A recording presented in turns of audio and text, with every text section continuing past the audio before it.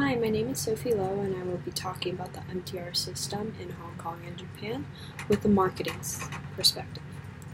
To begin, I will speak about the Hong Kong MTR system, the background information about the Hong Kong MTR Corporation.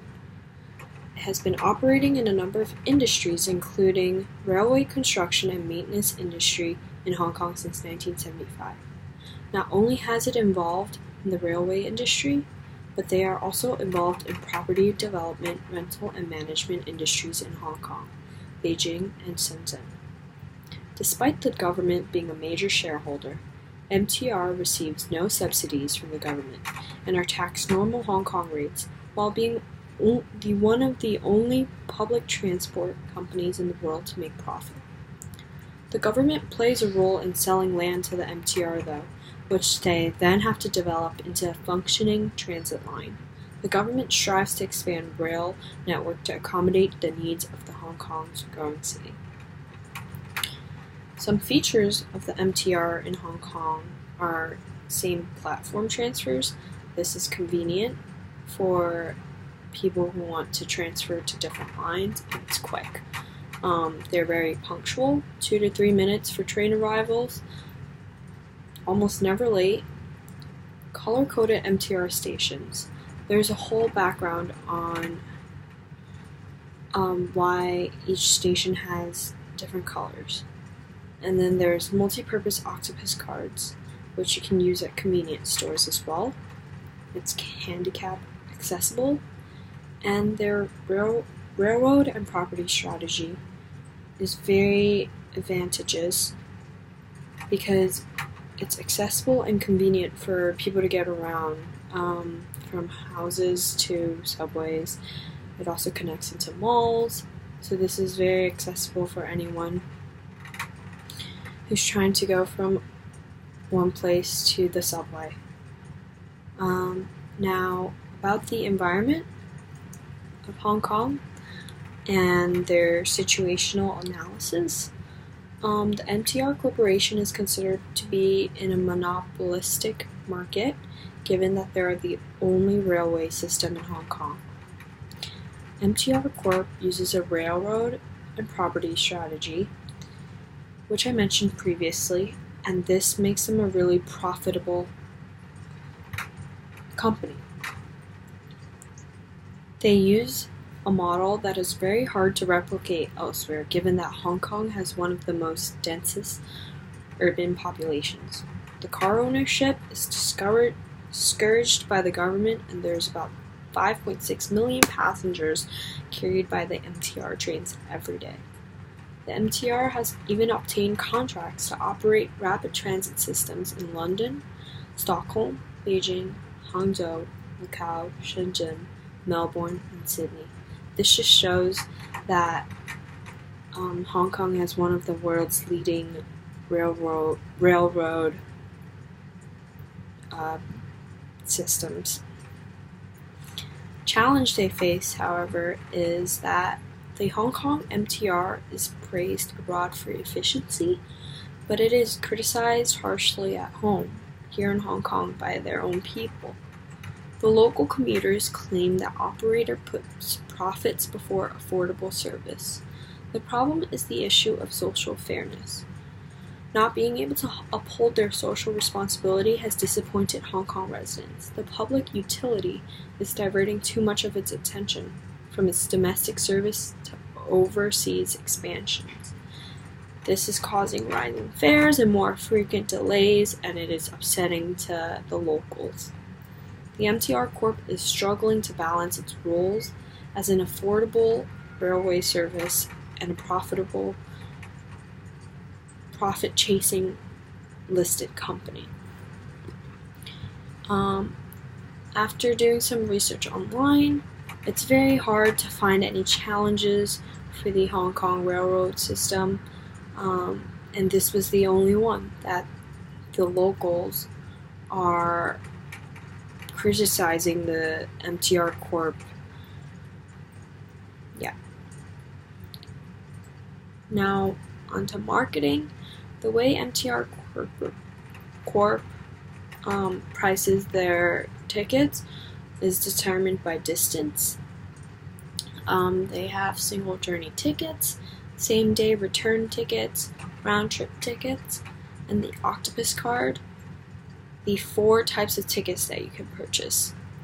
Having an Octopus card will reduce your fares, although there is an initial deposit of $50 in Hong Kong money, but it is refundable at any time. The fares also vary for different age groups. And then now we're going to talk about the Japan Railroad system, which is a more complicated system because it is made up of many private companies, whereas Hong Kong was one monopolized railroad system.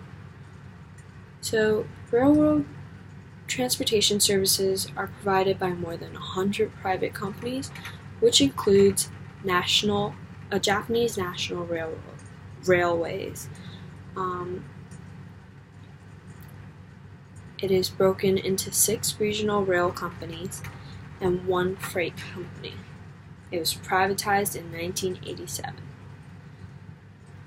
JR Hokkaido, JR East, JR Central, JR West, and JR Shikoku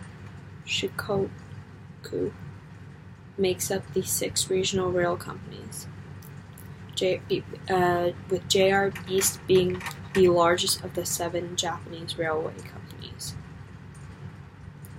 Aside from these, there are many other smaller companies and third sector companies that also run in Japan.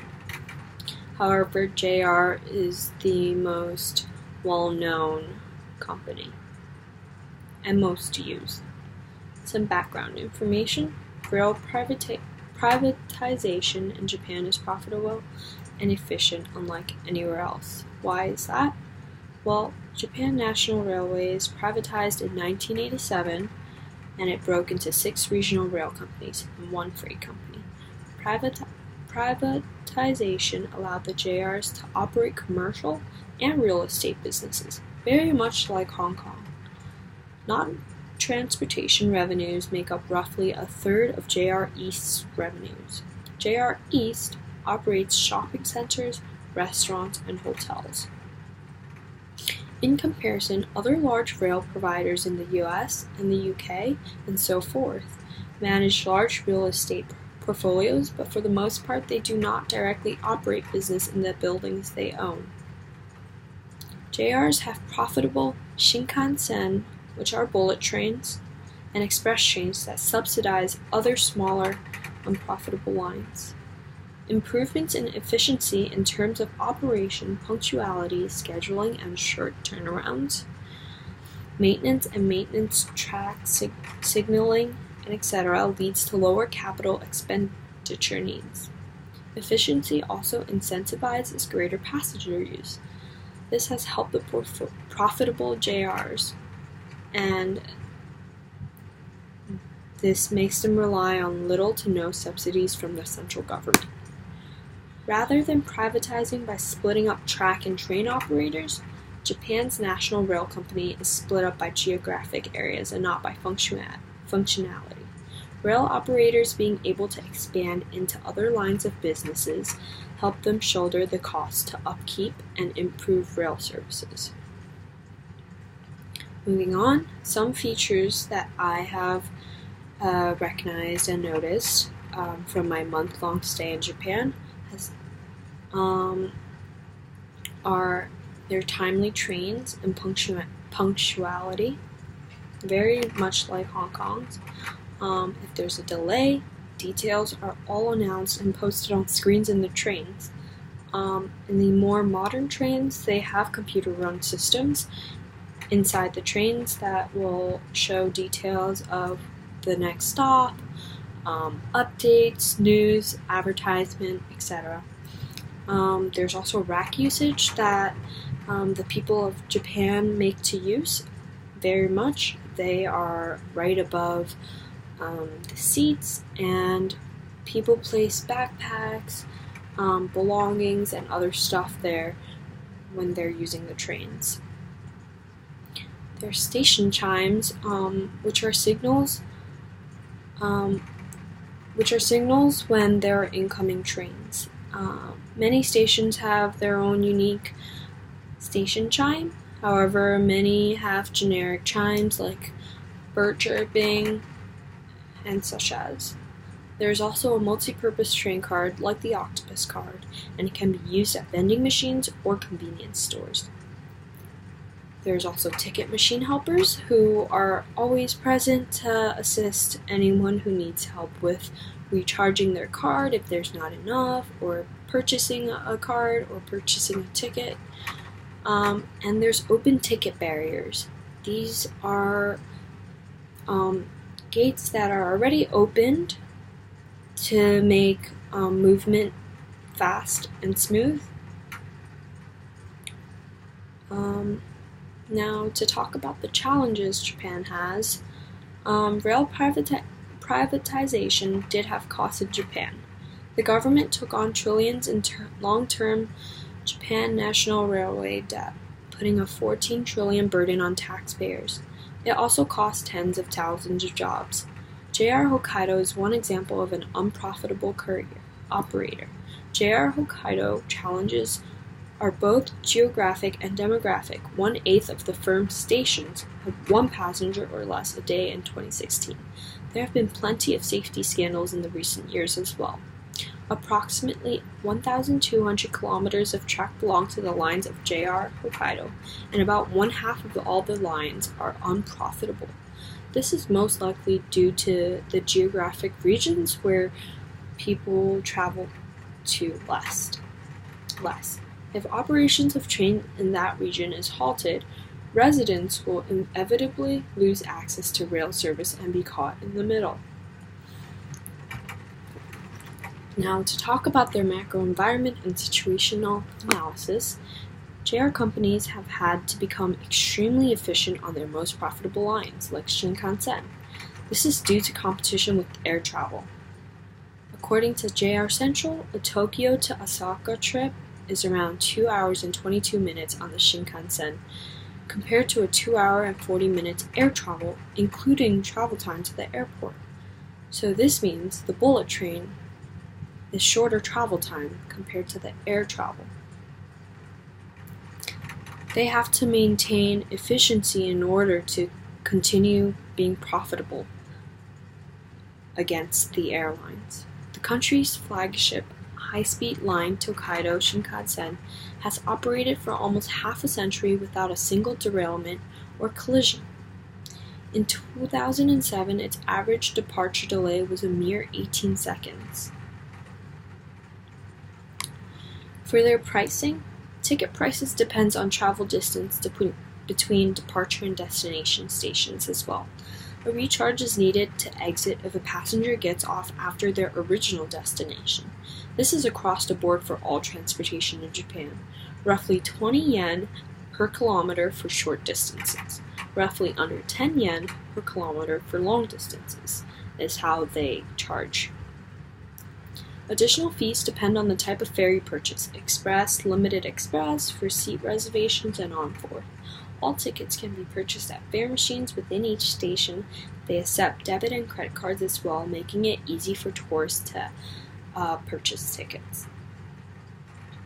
Furthermore, there is a very well-known pass that many tourists purchase. It's called the Japan Rail Pass, JR Pass. It is a special deal for unlimited access to the entire national JR network with the exceptions to some trains. You must be a temporary visitor to be eligible to purchase a JR pass. A 7-day pass would cost you about $259 USD. A 14-day pass would cost you about $413 USD, and a 21-day JR pass would approximately be around $529 USD. So overall, Japan's railway system is also very good compared to Hong Kong's, but after learning about both, I feel like Hong Kong is more profitable still, because although it's facing a lot of challenges right now from from the local citizens, it is still the most profitable, and it has contributed its system and model to many other parts of the world. But Japan's MTR system is also very out there. That's it. Thank you.